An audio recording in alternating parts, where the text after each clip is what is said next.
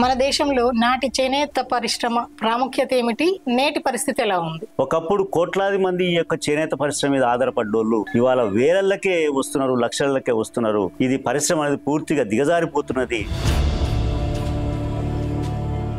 చేనేత పరిశ్రమకు కేంద్ర ప్రభుత్వ సహకారం ఎలా ఉంది? ఈ చేనేత రంగాన్ని కుదేలు చేయడానికే ఈ కేంద్ర ప్రభుత్వం నిశ్చయించుకున్నట్టుగా భవిష్యత్తులో ఇలాంటి పరిస్థితి కనుక ఉన్నట్టయితే ఈ చేనేత కూడా పూర్తిగా కనుమరుగు అయ్యే పరిస్థితి ఉన్నది.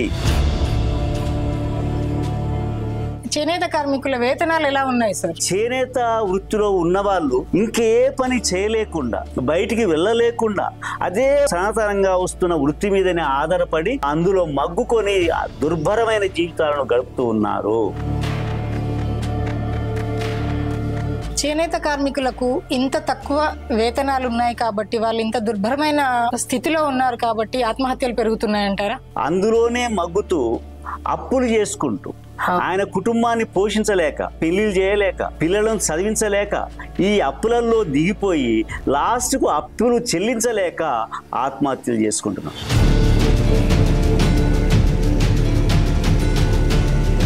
పెద్ద మనిషి 80 సంవత్సరాలు ఉన్నామే, ఆమెకు నడుములు కూడా సరిగ్గా లేవవు. ఉదయం 8 గంటల నుంచి సాయంత్రం 5 గంటల వరకు ఆ సంఘం వర్క్షాప్లో కూర్చొని పని చేస్తే ఆమెకు వచ్చే కూలి ఎంత అంటే